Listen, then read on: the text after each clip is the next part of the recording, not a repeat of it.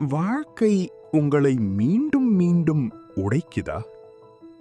முயற்சி செய்கிறீர்கள், தோல்வியடைகிறீர்கள், மீண்டும் முயற்சி செய்கிறீர்கள். அப்படின்னா இந்த சிலந்தி கதை உங்களுக்காகத்தான். ஒரு அடர்ந்த காட்டில் ஸ்பைடி என்ற சிறிய சிலந்தி வாழ்ந்து வந்தது.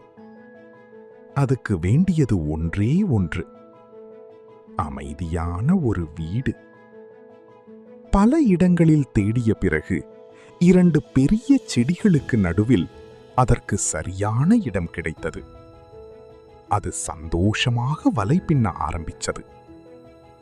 பாதி வரை கட்டியிருந்த நேரத்தில் வூஷ், ஒரு பெரிய காற்று வந்து முழு வலையையும் கிழிச்சு போட்டது. ஐயோன்னு ஸ்பைடி கவலையாயிற்று. ஆனா அது கைவிடல. மீண்டும் பின்ன ஆரம்பிச்சது. இந்த முறை ஒரு பெரிய புறா வந்து அந்த வலையில் உட்கார்ந்தது. சடாக்! வலை மீண்டும் கிழிந்தது. ஸ்பைடிக்கு கோபமும் வந்தது, வருத்தமும் வந்தது. ஆனா அது மீண்டும் தொடங்கியது. இந்த முறை வலை கிட்டத்தட்ட முடிந்திருந்தது. அப்போ ஒரு குரங்கு ஒரு பெரிய பழத்தை எறிந்தது. பூம்! வலை மீண்டும் அழிந்தது.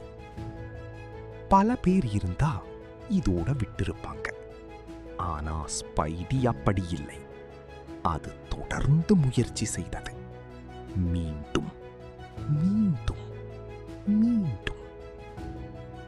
ஒவ்வொரு தோல்வியும் அதன் வலையை இன்னும் பலமாக மாற்றியது, இன்னும் உறுதியானதாக்கியது. இறுதியாக ஸ்பைடி ஒரு மிக வலிமையான வலை கட்டியது. காற்றாலும் கிழிக்க முடியாது, புறாவாலும் உடைக்க முடியாது.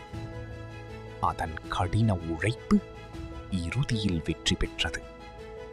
தோல்விக்கு பிறகும் மீண்டும் எழுபவர்களுக்குத்தான் வெற்றி சொந்தம்.